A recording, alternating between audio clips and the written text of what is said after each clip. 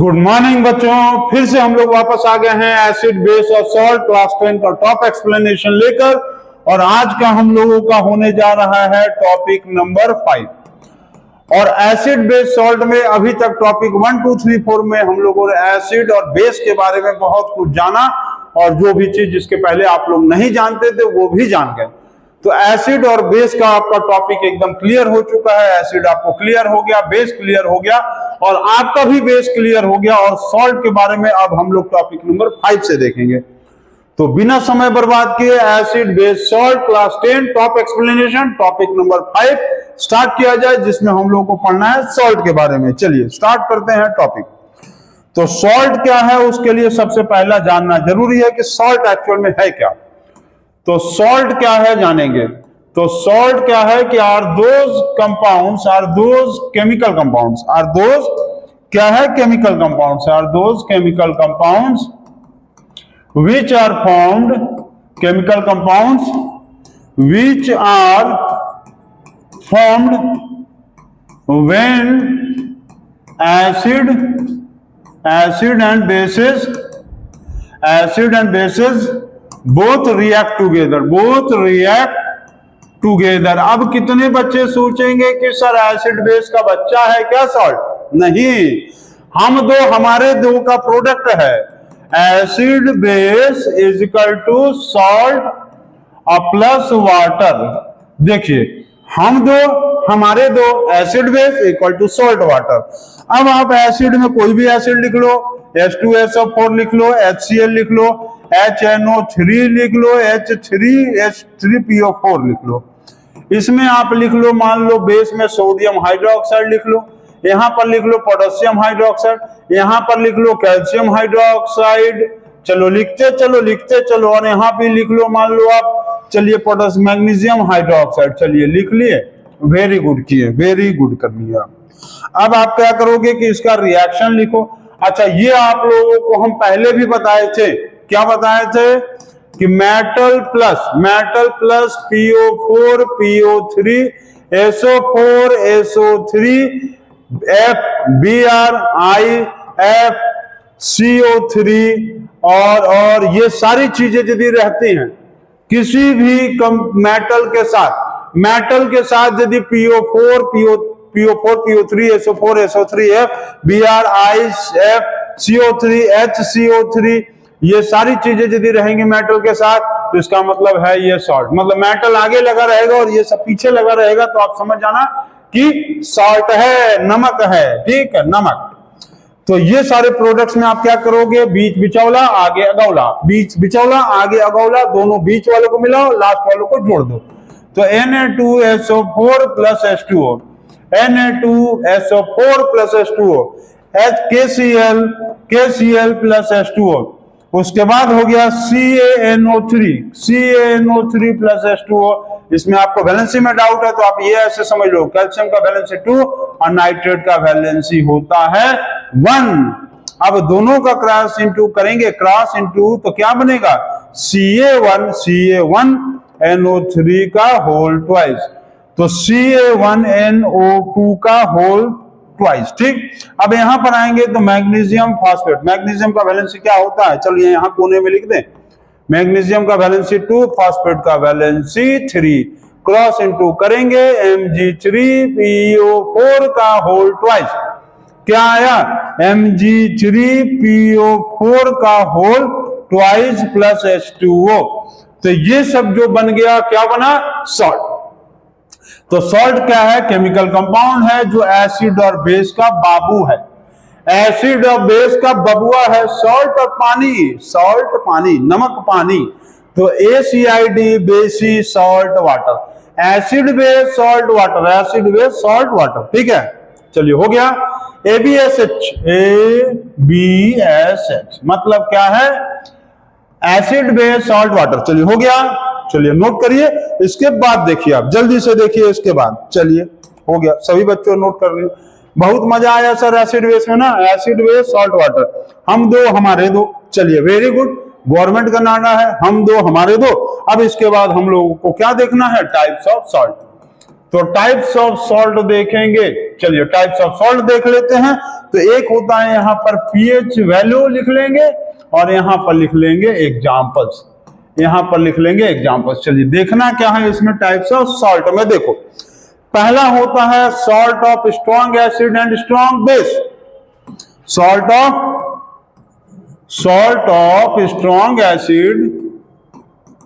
Strong acid plus strong base, मतलब माँ बाप दोनों ही स्ट्रॉन्ग हैं, माँ बाप दोनों ही पहलवान हैं भाई, दोनों ही स्ट्रॉन्ग है, माँ बाप दोनों स्ट्रॉन्ग, ठीक। स्ट्रॉन्ग एसिड स्ट्रॉन्ग बेस, तो इसका पीएच वैल्यू क्या होगा? तो इसका पीएच वैल्यू होगा 7 होगा पीएच वैल्यू। एग्जांपल क्या है? NaCl और K2SO4 और NaCl, ठीक है। जैसे कि आप लिख सकते थे, चाहो तो ऐसे करके लिख लो, स्ट्रॉन्ग एसिड में मतलब HCl लिख लो और बेस में लिख लो, स्ट्रॉन्ग बेस में क्या बना? NaCl plus H2O।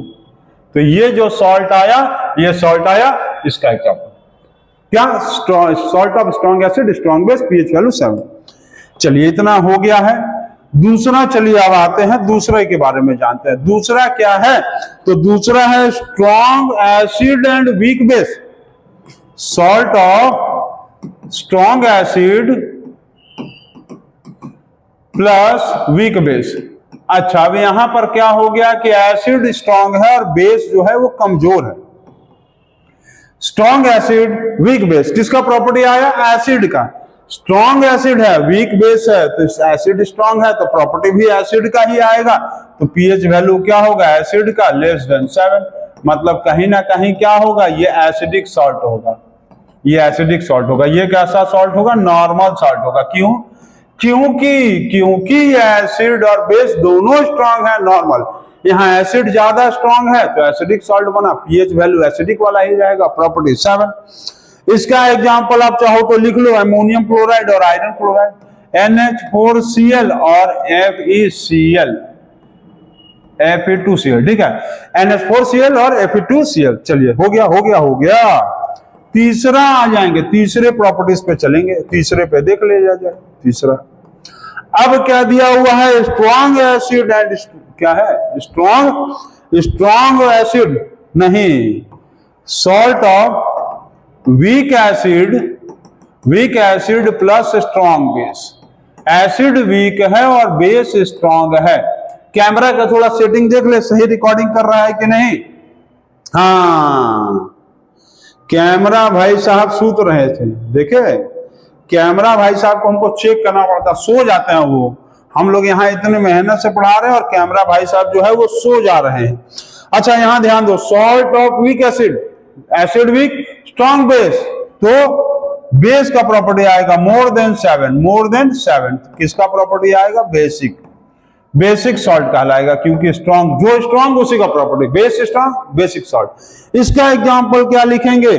तो इसका एग्जांपल लिख लो सोडियम कार्बोनेट, Na2CO3, और एग्जांपल एक होता है sodium acetate, CH3COONA, sodium acetate. This is called as sodium acetate. Note करेंगे, सोडियम एसीटेट। सर जो है ऐसे ही पढ़ाते हैं, सर जब पढ़ाते हैं ना तो बहुत सारा डिटेल में पढ़ा देते हैं। इससे तो आप लोग को इतने दिन में तो समझ में आ ही गया होगा, जो भी हम लोग के चैनल्स के सब्सक्राइबर हैं, जो भी हम लोगों के क्लास के स्टूडेंट हैं और जो भी धनंजय सर से पढ़ने वाले हैं, ये सब लोगों को पता चल गया होगा कि सर बहुत डिटेल में पढ़ाते हैं। इसीलिए तो एक चैप्टर का वीडियो जो है सर 6 घंटे 40 मिनट और 8 घंटे में अपलोड किए हैं।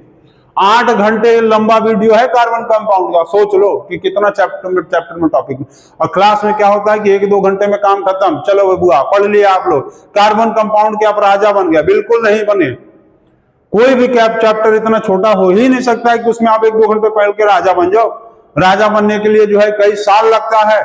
इसी तरह से किसी चैप्टर को पढ़ने में कई घंटे लगते हैं, उसके बाद आप घंटा बजाने से बच सकते हैं। चलिए नोट करिए और यहाँ वापस आ जाइए हम लोग अपने सॉल्ट वाले टॉपिक पे। अब आएगा salt of strong acid and strong base. Strong, oh my God, strong acid strong base हो चुके थे। Oh my God, weak acid plus weak base, weak acid plus weak base. अब यहां पर क्या है, वीक एसिड भी है, वीक बेस भी है, इसका मतलब फिर नॉर्मल होगा, पीएच वैल्यू 7, नॉर्मल सॉल्ट। कैसा सॉल्ट? Normal salt. तो देखिए सॉल्ट के बारे में इतना चीज है, पहले वाले में दोनों स्ट्रॉन्ग, एसिड भी स्ट्रॉन्ग, बेस भी स्ट्रॉन्ग, मतलब दोनों स्ट्रॉन्ग, नॉर्मल हो गया 7, नॉर्मल सॉल्ट। दूसरे में एसिडिक स्ट्रॉन्ग, एसिडिक का प्रॉपर्टी, दूसरे में बेस, तीसरे में बेस स्ट्रॉन्ग, तो basic salt, pH value basic का आएगा तो मोर देन 7, यहां एसिडिक स्ट्रॉन्ग था तो लेस देन 7, एसिडिक प्रॉपर्टी। इसमें क्या आया, दोनों वीक हो गया, स्ट्रॉन्ग मतलब एसिड भी वीक हो गया, बेस भी वीक हो गया, दोनों एक जैसा है, तो फिर पीएच वैल्यू आएगा 7, नॉर्मल सॉल्ट। और इसका एग्जांपल क्या होगा ये आपको लिखना पड़ेगा। इसका एग्जांपल है ammonium carbonate, NH4 2CO3, NH4 2CO3, ammonium carbonate. और इसे चलिए अमोनियम कार्बोनेट, इसका एग्जांपल नोट कर लेंगे आप, ठीक है। इसका भी दो एग्जांपल, इसका एक और एग्जांपल दिया है ammonium acetate, ammonium acetate CH3 COO CH acetate, CH3 COO NH4, CH3 COO NH4, इसको हम लोग कहते हैं अमोनियम एसीटेट, नोट करेंगे एसीटेट, ठीक है, अमोनियम एसीटेट। हम लोग देखो CH3 COO को एसीटेट कहते हैं, क्या कहते हैं, एसीटेट। यहां पर क्या था, यहां पर क्या था भाई, यहां पर था सोडियम, तो सोडियम एसीटेट हो गया, यहां अमोनिया है तो अमोनिया नहीं, सॉरी अमोनियम, यहां NH4 अमोनियम है तो ये अमोनियम एसीटेट, ठीक है। सोडियम है तो सोडियम एसीटेट, अमोनियम है तो अमोनियम एसीटेट। तो ये वीक एसिड और वीक बेस का सॉल्ट है, इसलिए ये नॉर्मल, दोनों वीक। देखो सेम प्रॉपर्टी शो करेगा, जैसे देखो एसिड है स्ट्रॉन्ग, एसिड है स्ट्रॉन्ग और बेस है स्ट्रॉन्ग, तो नॉर्मल सॉल्ट। वीक एसिड और weak base, normal salt. Normal मतलब पीएच वैल्यू 7। एसिडिक यहां पर एसिड का प्रॉपर्टी क्या है, स्ट्रॉन्ग है, तो एसिडिक प्रॉपर्टी आया, acidic salt less than 7। Base strong है तो बेसिक सॉल्ट आएगा, बेसिक वाला प्रॉपर्टी क्या है, मोर देन 7।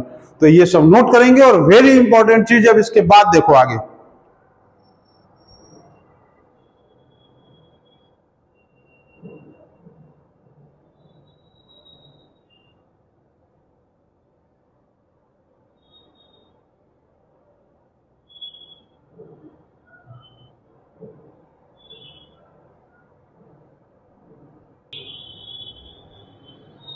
चलिए इसको नोट करिए। अब इसके बाद देखिए हम लोग देखते हैं, अब टॉपिक हम लोग को पढ़ना है some important salts, their properties, preparation and uses. हम लोगों को ये सारे टॉपिक्स में पढ़ना है, ठीक है। सम इंपॉर्टेंट सॉल्ट्स जिसमें हम लोगों को पढ़ना है उसके प्रॉपर्टीज के बारे में, कैसे प्रिपरेशन होता है और उसका यूजेस क्या है। तो इसमें हम लोग सबसे पहले टॉपिक पढ़ेंगे कॉमन सॉल्ट के बारे में, ठीक है। पहला टॉपिक हम लोग का आएगा कॉमन सॉल्ट। कॉमन सॉल्ट के बारे में हम लोग देखेंगे और इस टॉपिक से मतलब ये सम इंपॉर्टेंट सॉल्ट्स वाले प्रॉपर्टी से मतलब टॉपिक से एग्जाम में आना ही आना है क्वेश्चन। सबसे पहला कॉमन सॉल्ट, चलिए इसका कॉमन नेम क्या है, कॉमन नेम, इसका कॉमन नेम है कॉमन सॉल्ट, कॉमन सॉल्ट हो गया, क्लियर। इसका केमिकल नेम क्या है, केमिकल नेम, इसका केमिकल नेम है सोडियम क्लोराइड। क्या नाम है, सोडियम क्लोराइड, ठीक है। इसका प्रिपरेशन कैसे होता है, तो ये प्रिपेयर किया जाता है लेबोरेटरी में, किस प्रोसेस से, चलो देखते हैं। It is prepared in laboratory, it is prepared in laboratory, it is prepared in laboratory, लेबो क्या लेबो, क्या लेबो भाई, laboratory. It is prepared in laboratory as, कैसे एज, ऐसे as HCl plus sodium hydroxide, ये बनाया बिचौला, बिचौला और अगाड़ा पिछाड़ा। याद आ गया ना, बीच बीच का और फर्स्ट और लास्ट का, क्लियर। तो ये बन गया सोडियम क्लोराइड और ये बन गया वाटर। अच्छा, ये आपको पता है कि एसिड में ये स्ट्रॉन्गेस्ट एसिड होता है और ये बेस में स्ट्रॉन्गेस्ट बेस होता है। ये है स्ट्रॉन्गेस्ट एसिड, ये है स्ट्रॉन्गेस्ट एसिड और ये है स्ट्रॉन्गेस्ट बेस। तो अभी आप लोगों को हम ये बताए थे कि यदि माँ बाप दोनों स्ट्रांग होंगे तो बच्चे भी स्ट्रांग होंगे। तो यहां पर ये जो सॉल्ट आएगा NaCl, strong acid, strong base, इसका मतलब क्या है कि इसका पीएच क्या होगा, पीएच होगा 7 और क्या होगा, ये नॉर्मल सॉल्ट है, नॉर्मल सॉल्ट। समझ गए आप, क्लियर है? ये एसिडिक बेसिक सॉल्ट नहीं है, कैसा सॉल्ट है, नॉर्मल सॉल्ट। ये H2O बाहर निकल गया, ठीक है, क्योंकि जब दोनों स्ट्रांग होंगे एसिड और बेस, नॉर्मल सॉल्ट, दोनों वीक होंगे तब भी नॉर्मल सॉल्ट। ठीक, क्लियर? इसको नोट करिए। इसके बाद का और प्रॉपर्टीज इसके बारे में हम लोग और डिटेल में यहाँ जानते हैं। चलिए इसको नोट कर लीजिए भैया, यहाँ आ जाओ। चलिए आगे देखते हैं। सर आप तो इतना ज्यादा पढ़ा देते हैं कि मतलब बहुत सारे बच्चे कमेंट करते हैं कि सर कितना पढ़ा देते हैं आप। बहुत जरूरी है, जरूरी है।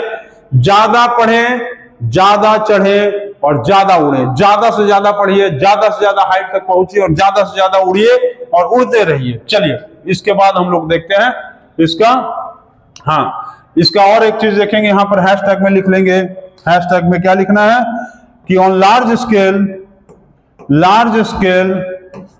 कॉमर्शियल, लार्ज स्केल का मतलब commercial scale, it is prepared by evaporating the ocean और सी वाटर। ठीक है, it is prepared by evaporating the sea और सी ओशन और sea water and separating.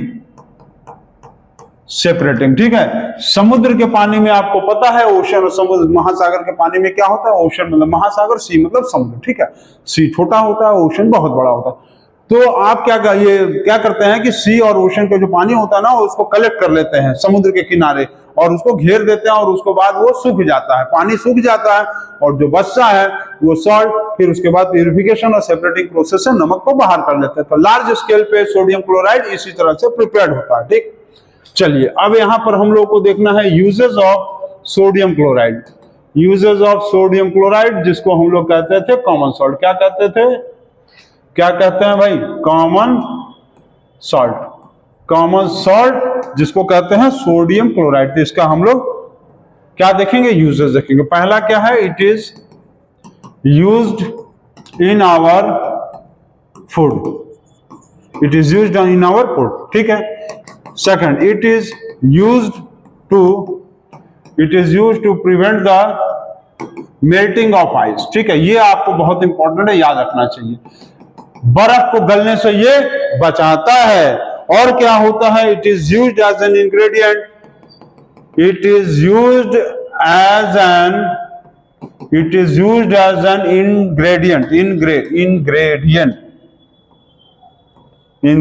it is used as an ingredient of, it is used in the ingredient of manufacturing. It is used as an ingredient of preparation of baking soda, washing soda और कुछ chloroform में भी होता है। Washing soda, baking soda और bleaching powder and bleaching powder. ठीक है, bleaching powder और वॉशिंग सोडा, बेकिंग सोडा सबके बारे में अभी पढ़ाया जाएगा। ठीक है, तो सोडियम क्लोराइड जो है पहला तो ये आपको फूड में काम आता है। ठीक है, एज इट कंटेंट्स आयोडीन। ठीक है, अच्छा ये आप याद रखना, हम ऐसे ही बता दे रहे हैं, नोट नहीं कर रहे हैं। आयोडीन जो है, सोडियम क्लोराइड जो है, इसमें आयोडीन होता है और आयोडीन के प्रेजेंस से क्या होता है कि ग्वाइटर जो होता नहीं होता है। यदि आप सोडियम क्लोराइड वाला नमक, आयोडीन वाला नमक नहीं खाएंगे तो आपको ग्वाइटर हो जाएगा, गले के अंदर ये सूजन हो जाता है। ठीक है, तो नोट रखेंगे, आयोडीन के कमी से जो डिजीज होता है, that disease is called as the goitre. और सेकंड क्या है, melting of ice. It is used as an ingredient, मतलब ये प्रिपरेशन करने के काम में आता है। बेकिंग सोडा, वॉशिंग सोडा और ब्लीचिंग पाउडर जो है, ब्लीचिंग पाउडर ये बिना सोडियम क्लोराइड के बन ही नहीं सकता है। तीसरा लिखेंगे, नहीं तीसरा तो हो गया, फोर्थ नंबर लिखेंगे, it is also used to prepare the sodium और chlorine by electrolysis, electrolysis of NaCl, ठीक है, NaCl। चलिए नोट करिए, इसको थोड़ा सा छोटा कर दिया जाए, थोड़ा सा और छोटा करके यहां ले आते हैं। चलिए, तो सोडियम क्लोराइड का यूज जो होता है वो इलेक्ट्रोलाइसिस करने के काम में आता है।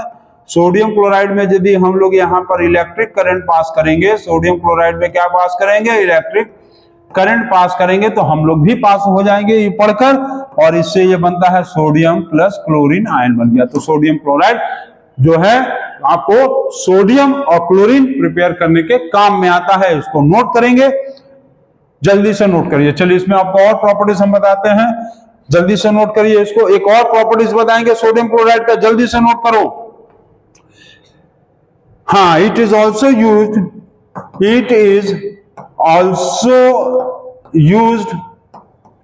To produce electric current. It is also used to produce electric current by passing. Now it is also used to produce electric current in ionic solution, ठीक। It is also used to produce electric current in aqueous solution। aqueous solution का मतलब है कि यदि sodium chloride में पानी डाल दिया जाए तो वो कहीं ना कहीं, देखो इस तरह से समझ लो, जैसे NaCl है, इसमें हम लोग क्या करेंगे, पानी मिला देंगे, तो ये NaCl प्लस और Cl माइनस में टूट जाएगा, और ये क्या करेगा, इलेक्ट्रिक करंट को कंडक्ट करेगा, ठीक है। तो ये सोडियम क्लोराइड को हम लोग यूज करते हैं इलेक्ट्रिक करंट प्रोड्यूस करने के लिए एक्वस सॉल्यूशन में। जैसे ही सोडियम क्लोराइड को एक्वस सॉल्यूशन में मिलाएंगे, वो फ्री आयंस में टूट जाएगा। जैसे यहां पर हम ब्रेक किए हैं, ये क्या हो गया, ये फ्री आयंस में टूट गया, और फ्री आयंस में टूटने के कारण ये इलेक्ट्रिक करंट को कंडक्ट करना शुरू कर दिया। तो यूजेस ऑफ सोडियम क्लोराइड में 5 पॉइंट हो गया। आपके बुक में 1-2 पॉइंट या 3 पॉइंट लिखा होगा, हम आपको 5 पॉइंट बताए हैं, जल्दी से नोट करिए इसको।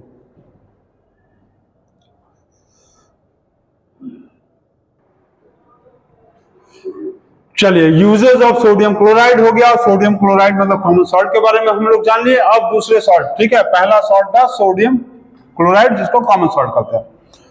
दूसरा अब हम लोग यहां पर पढ़ने वाले हैं प्रॉपर्टीज ब्लीचिंग पाउडर का, ठीक। दूसरा आ गया ब्लीचिंग पाउडर। ब्लीचिंग पाउडर भी क्या है, एक सॉल्ट है। तो ब्लीचिंग पाउडर में सबसे पहले हम लोग क्या पढ़ेंगे, कॉमन नेम। इसका कॉमन नेम क्या आएगा, ब्लीचिंग पाउडर। चलिए लिखिए, जल्दी से नोट करिए, ब्लीचिंग पाउडर हो गया इसका कॉमन नेम, ब्लीचिंग पाउडर। इसका केमिकल नेम क्या होगा, केमिकल नेम है calcium oxychloride. Calcium oxychloride, calcium oxychloride, ठीक, कैल्शियम ऑक्सीक्लोराइड, क्लियर। अब इसका फॉर्मूला क्या होगा, केमिकल फॉर्मूला। इसका केमिकल फॉर्मूला होगा CaOCl2, ठीक है, CaOCl2, कैल्शियम ऑक्सीक्लोराइड, ठीक, ये हो गया। अब बात ये होता है कि इसका प्रिपरेशन कैसे करना है। तो इसका प्रिपरेशन हम लोगों को कैसे करना है, प्रिपरेशन इन लेबोरेटरी। ये लेबोरेटरी में कैसे प्रिपेयर्ड होगा, तो इसके लिए क्या करेंगे, हम लोग क्या करेंगे, कैल्शियम हाइड्रोक्साइड में क्लोरीन गैस पास करेंगे।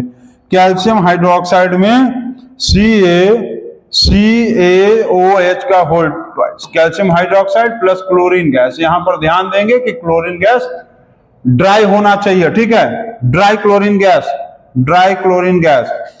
अब इससे जो कंपाउंड बनेगा वो क्या बनेगा, calcium oxychloride plus water, calcium oxychloride plus water. यही है ब्लीचिंग पाउडर। इसी को हम लोग कहते हैं bleaching powder and also called as calcium oxychloride, bleaching powder, ठीक है। तो calcium hydroxide plus dry chlorine gas equal to calcium oxychloride, that is called as bleaching powder and water formed हो गया। अब इससे रिलेटेड देखो क्वेश्चंस और क्या आता है, ये अब समझो। इसमें सबसे पहले तो ये पूछ रहा है कि ड्राई क्लोरीन गैस को ही क्यों मिलाया गया, मॉइस्ट क्लोरीन गैस को क्यों नहीं मिला दिया गया, ये पूछ रहा है। तो आप यहां पर हैशटैग बना के लिखेंगे कि dry chlorine gas is used so that the chlorine gas can easily mixed up with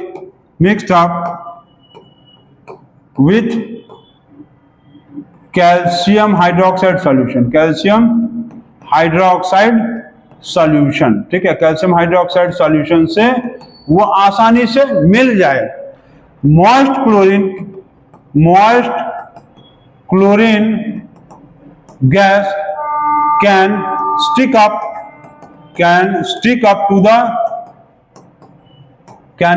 to the walls of the container, ठीक है। तो यदि ये मॉइस्ट क्लोरीन होगा तो वो क्या होगा कि वो कंटेनर के वॉल्स पे जाकर चिपक जाएगा और कैल्शियम हाइड्रोक्साइड से अच्छे से नहीं मिल पाएगा। इसीलिए ड्राई क्लोरीन गैस लिया जाता है ताकि वो आसानी से कैल्शियम हाइड्रोक्साइड से मिलकर ब्लीचिंग पाउडर बना सके, ठीक है। इसको नोट करिए। अब इसके बाद आप लोगों को पढ़ना है यूजेस ऑफ ब्लीचिंग पाउडर। जल्दी से नोट करिए और उसके बाद यूजेस ऑफ ब्लीचिंग पाउडर देखिए। चलिए अब हम लोगों को देखना है यूजेस ऑफ ब्लीचिंग पाउडर, ठीक है। तो यूजेस ऑफ ब्लीचिंग पाउडर में फर्स्ट नंबर देखेंगे, it is used to bleach the clothes, the clothes. कपड़ों को ब्लीच करने के काम में आता। ब्लीच करने का मतलब साफ करने के काम में आता, उसको उसके कलर को भी एक तरह से हटाने के काम में आता, ठीक है, हो गया। Second number, it is used as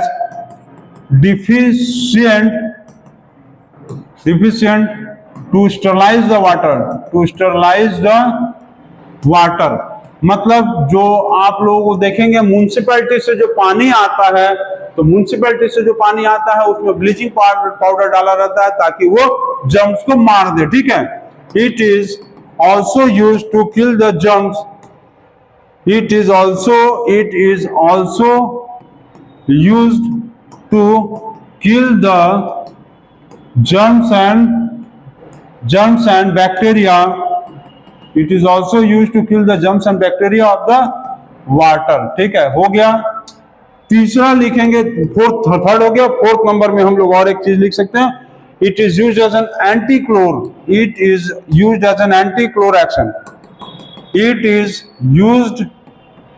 used for anti-chlor process. Antichlor process का मतलब क्या है कि किसी भी चीज को डीकलराइज करने के काम में आता है। Used for डीकलराइजिंग the substances, used for डीकलराइजिंग the substance. किसी सब्सटेंसेस को डीकलराइज करने के काम में आता है। यदि ब्लीचिंग पाउडर में मान लो जैसे कोई कपड़ा है, किसी कपड़े को तुम क्या करोगे, उसमें ब्लीचिंग पाउडर डाल के छोड़ दोगे, तो कुछ देर बाद तुम देखोगे, कुछ दिनों में 1-2 दिन बाद देखोगे कि वो कपड़े का कलर ही डीकलराइज हो गया, क्योंकि ब्लीचिंग पाउडर उस कपड़े के कलर को हटा देता है। And that process called as antichlor process, ठीक है। इसको नोट करिए और उसके आगे देखिए, हो गया। चलिए, it is also used for the manufacture of chloroform. It is also used for the preparation of chloroform, chloroform, CH3Cl, ठीक है। It is also used for the preparation of chloroform, इसको नोट करिए। अच्छा, और एक प्रॉपर्टी बता दें, इसका और एक यूजेस बताते हैं। It is used as an oxidising agent, ठीक है।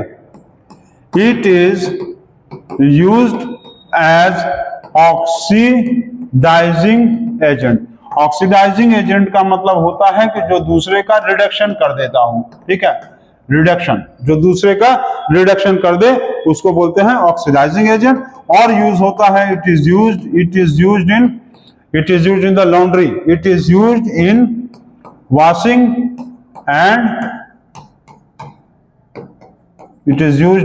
एंड लॉन्ड्री, ठीक। वॉशिंग और लॉन्ड्री में भी यूज किया जाता है इसको नोट करेंगे जल्दी से। और पेपर और टेक्सटाइल इंडस्ट्री में भी यूज होता है ब्लीच करने के लिए। इट इज ऑल्सो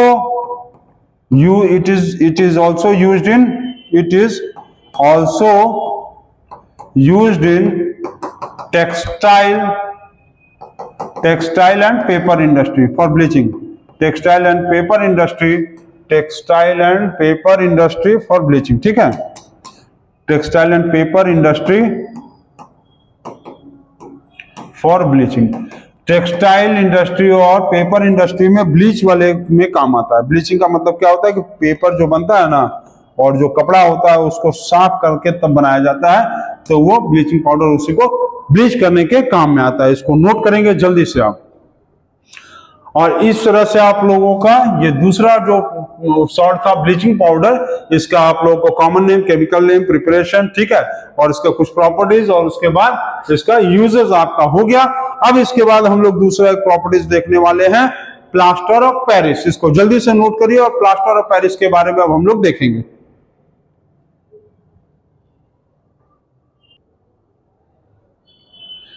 चलिए इतना हो गया। अब हम लोग देखने वाले हैं प्लास्टर ऑफ पेरिस, एक बहुत इंपॉर्टेंट चीज है।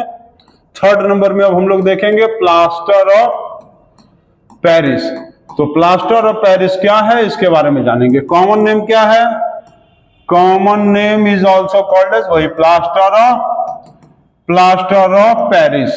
इसका केमिकल नेम क्या है, केमिकल नेम क्या है पता है किसी को, कैल्शियम सल्फेट हेमी हाइड्रेट, ठीक है, क्या नाम है, calcium sulphate hemihydrate, calcium sulphate hemihydrate. Hemi का मतलब क्या होता है, आधा, हाफ। तो केमिकल फॉर्मूला क्या है इसका, chemical formula CaSO4 point half H2O, ठीक है। ये हाफ H2O मतलब हेमी हाइड्रेट, हाफ H2O का मतलब हेमी हाइड्रेट, क्लियर। अब इसके बाद हम लोग देखेंगे इसका प्रिपरेशन, कि इसका प्रिपरेशन कैसे किया जाता है। तो प्रिपरेशन करने के लिए हम लोगों को प्लास्टर पेरिस प्रिपेयर करने के लिए क्या करना पड़ेगा, जिप्सम चाहिए। तो हम लोग क्या करेंगे, GYP जिप्सम लिख देंगे। जिप्सम को क्या करेंगे हम लोग, हीट कर देंगे। क्या करेंगे, हीट करेंगे। कितने डिग्री सेल्सियस पे, तो लेस देन 100 डिग्री सेल्सियस, ठीक है। जिप्सम को हम लोग हीट करेंगे लेस देन 100 डिग्री सेल्सियस और 373 केल्विन, ठीक। तो ये जो बन के आएगा यहां पर क्या आएगा, प्लास्टर ऑफ पेरिस बनेगा।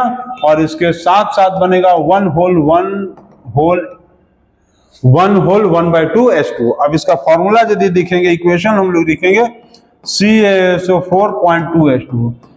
जिप्सम का फॉर्मूला होता है CaSO4.2 H2O। अब इसको हीट करना है हम लोगों को लेस देन 100 डिग्री सेल्सियस और लेस देन 373 केल्विन। तो ये जो कंपाउंड बनकर आएगा CaSO4.5 H2O प्लस 1/2 H2O, ठीक है। 1/2 H2O ये कंपाउंड बनकर आया, ठीक। तो CaSO4.5 H2O प्लस 1/2 H2O। तो ये है प्लास्टर ऑफ पेरिस और ये है जिप्सम, क्लियर। तो इसको नोट करेंगे, इसका जिसका नाम हम बताएं कैल्शियम सल्फेट हेमी हाइड्रेट। जल्दी से नोट करिए, इसके बारे में और हम बताते हैं। हो गया ये, सभी बच्चे इसको नोट कर लिए हैं। तो अब इसके बाद देखो, इसमें भी क्वेश्चन ये पूछा है कि यदि टेम्परेचर को 100 डिग्री सेल्सियस से ज्यादा कर देंगे तो क्या होगा। इस क्वेश्चन में एक पहले ये पूछता है कि if the temperature is more than 100 degree Celsius, temperature को 100 डिग्री सेल्सियस से ज्यादा करेंगे तो क्या होगा। टेम्परेचर 100 डिग्री सेल्सियस से ज्यादा करने पे क्या होगा कि इसमें जो जिप्सम में 2 H2O वाटर मॉलिक्यूल है, 2 H2O सारा वाटर मॉलिक्यूल से इवेपोरेट हो जाएगा, ठीक। तो if the temperature more than 100 degree Celsius, all the water molecules of gypsum, gypsum will evaporated and burnt POP मतलब plaster of Paris, burnt plaster of Paris is formed, burnt plaster of Paris जो होगा वो formed होगा। इसका मतलब ये है कि CaSO4.2 H2O और टेम्परेचर यदि हम यहां पर कर देंगे लेस देन मतलब मोर देन 100, क्या है मोर देन 100 डिग्री सेल्सियस, तो यहाँ पर जो कंपाउंड बनेगा CaSO4 प्लस 2H2O, मतलब सारा वाटर मॉलिक्यूल्स इसमें से निकल के बाहर चला जाएगा और इसको हम लोग कहेंगे बर्न्ड POP, मतलब बर्न प्लास्टर ऑफ पेरिस। इसलिए हम लोग टेम्परेचर को 100 डिग्री सेल्सियस से लेस रखते हैं, क्योंकि वाटर का बॉइलिंग पॉइंट 100 डिग्री सेल्सियस होता है और बॉइलिंग पॉइंट 100 डिग्री सेल्सियस से ज्यादा करने पे सारा वाटर मॉलिक्यूल से इवापोरेट कर जाएगा और बर्न प्लास्टर ऑफ पेरिस बचेगा। इसको नोट करिए, ठीक। अब इसके बाद हम लोग देखेंगे uses of plaster of Paris. चलिए इसके बाद देखते हैं अब हम लोग uses of plaster of Paris, ठीक है। तो यूजेस ऑफ POP मतलब plaster of Paris, plaster of Paris का हम लोग देखने वाले हैं यूजेस। तो फर्स्ट प्रॉपर्टी क्या है? It is used to set the fractured bones, it is used to set the fractured bones, ठीक है। प्लास्टर ऑफ पेरिस से होता है जो हड्डी टूट जाता है उसको सेट करने के काम में आता है। दूसरा है it is used to make the walls smoother, ठीक है। जो घर का दीवार होता है उसको चिकना स्मूथ बनाने के लिए प्लास्टर ऑफ पेरिस किया जाता है। Third number, it is also used for making decorative items, ठीक है। डेकोरेटिव आइटम्स का लो एंड टॉयज एंड ETC, ठीक है। और क्या होता है? इट इज यूज्ड टू, ऐसे करके लिखेंगे, यूटेंसिल्स, ठीक। क्या है? यूटेंसिल्स ऑफ POP मतलब प्लास्टर ऑफ पेरिस, ठीक है। Utensils of POP is used to melt the noble metals like